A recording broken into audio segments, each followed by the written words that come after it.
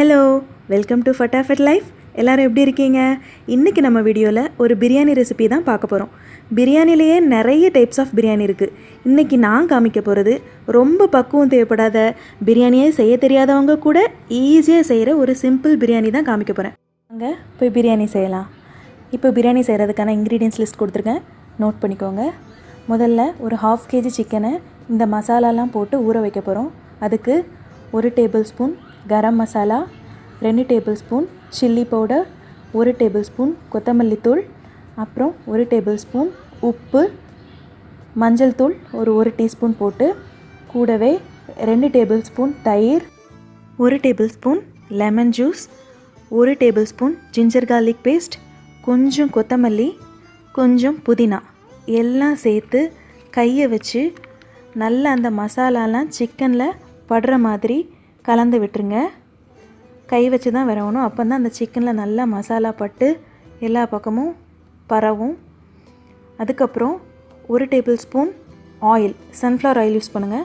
Sunflower oil சேர்த்து மறுபடியும் நல்லா கலந்து விட்டுருங்க. இதை அப்படி நம்ம ஒரு அரை மணி நேரம் ஊற வைக்க போகிறோம். 30 to 40 மினிட்ஸ் ஊற வச்சுருங்க.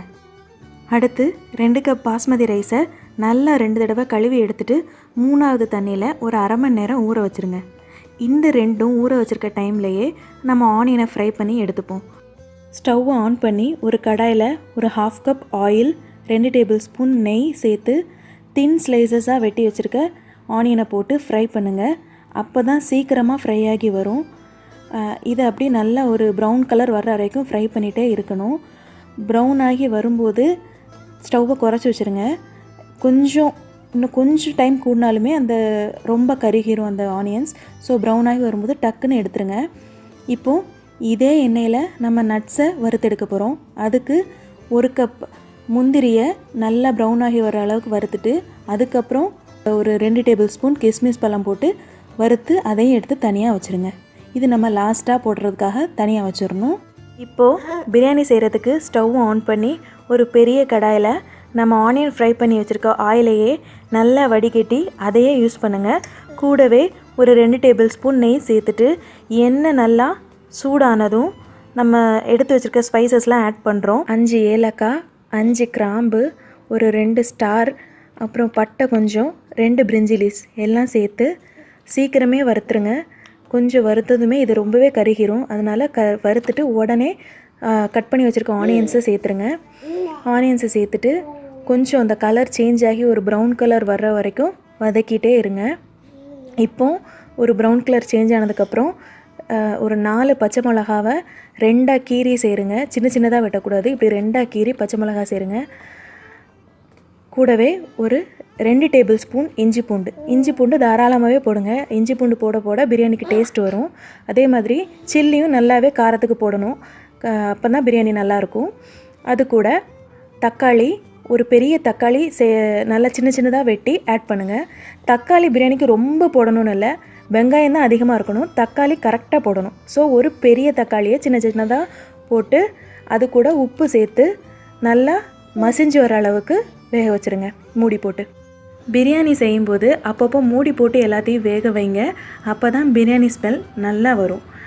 இதில் நம்ம பெருசாக மசாலாலாம் இதில் ஆட் பண்ண மாட்டோம். நம்ம சிக்கனில் ஊற வைக்கிறதுக்கு ஆட் பண்ணுறோம்ல, அந்த மசாலா மட்டும் போதும். இப்போ நம்ம ஊற வச்சுருக்க சிக்கனை ஆட் பண்ணி அந்த எண்ணெய்லாம் படுற மாதிரி ஒரு தடவை கிண்டி கொடுத்துட்டு ஒரு 2 நிமிஷம் மூடி போட்டு மூடி வச்சுருங்க. நம்ம இப்போ மசாலாலாம் இந்த இதில் ஆட் பண்ணாதனால உங்களுக்கு பெருசாக கஷ்டம்லாம் இருக்காது. ஜஸ்ட்டு சிக்கனை மட்டும் ஆட் பண்ணி மூடி வச்சுருங்க.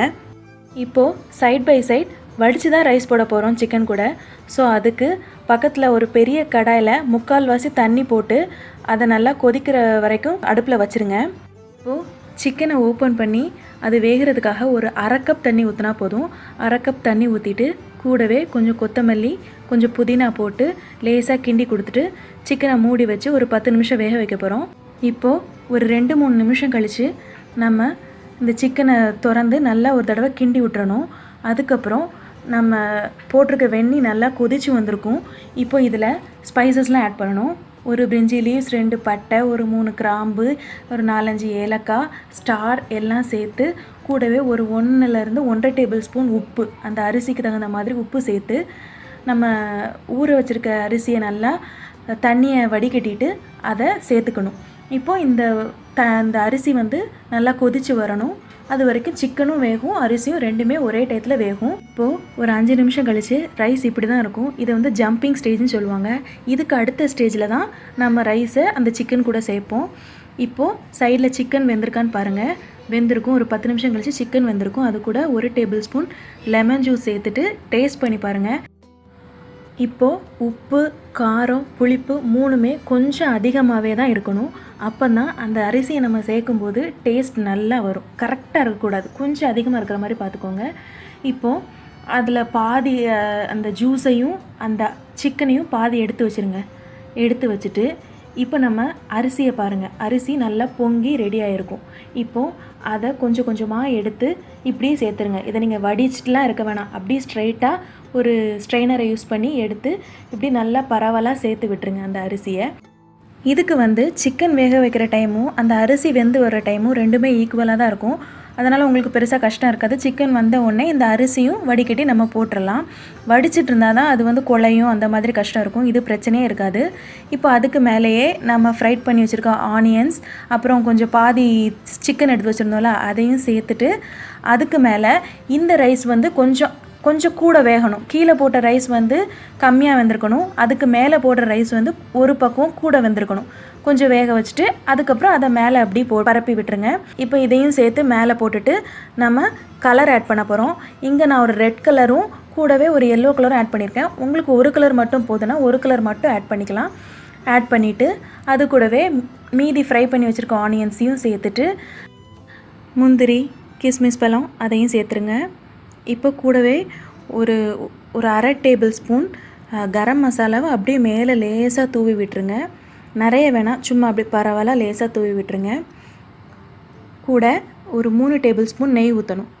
இந்த நெய் கண்டிப்பாக சேர்க்கணும், அப்போ தான் மனம் வரும். 3 டேபிள் ஸ்பூன் நெய்யை அங்கங்கே போட்டுருங்க. இப்போ தம் போட போகிறோம். அதுக்கு ஒரு ஃபாயில் பேப்பர் போட்டுட்டு மூடி வச்சுருங்க. உங்கள்கிட்ட ஃபாயில் பேப்பர் இல்லைன்னா தட்டை வச்சு ஆவி போகாத அளவுக்கு நல்லா மூடிட்டு அதுக்கு மேலே ஒரு பாத்திரத்தில் வெண்ணெய் ஊற்றி வச்சுருங்க. இப்போது கீழே இந்த தம் போடுற பிளேட்டை வச்சுருங்க. இது இல்லைன்னா தோசைக்கல் வச்சுக்கோங்க. வச்சுட்டு அது மேலே நம்ம வச்சுருக்க பிரியாணியை வச்சு மீடியம் ஃப்ளேமில் ஒரு 5 நிமிஷம் வச்சுக்கோங்க. அதுக்கப்புறம் லோ ஃப்ளேம் ஆக்கிடுங்க. ஆக்கிட்டு ஒரு 10 நிமிஷம் தம்மில் போட போகிறோம். இதுக்கு மேலே ஒரு குக்கரை வச்சு வெயிட் வச்சுருங்க. இப்போது தம் முடிஞ்சதுக்கப்புறம் ஒரு 10 நிமிஷம் கழித்து நம்ம பிரியாணியை ஓப்பன் பண்ணி பார்த்தோன்னா இப்படி அழகாக நம்ம பிரியாணி ரெடி ஆகிருக்கும். இதை எப்படி சர்வ் பண்ணுறதுன்னு நான் உங்களுக்கு சொல்லிடுறேன். அப்படியே உடனே எடுத்து வச்சிடக்கூடாது. லேசாக அந்த கீழே உள்ள மசாலாலாம் ரைஸில் படுற மாதிரி கிண்டி கொடுக்கணும். அதுவும் உடஞ்சிடக்கூடாது. ரைஸு உடையாத மாதிரி கிண்டி கொடுங்க. அதுக்கு மேலே அந்த எல்லோ, ஒயிட், ரெட் அந்த ரைஸ் இருக்குல்ல அதை மேலே அழகாக தூவி விட்டோன்னா நம்மளோட சிம்பிள் பிரியாணி ரெடி. ஃபட்டாஃபட்.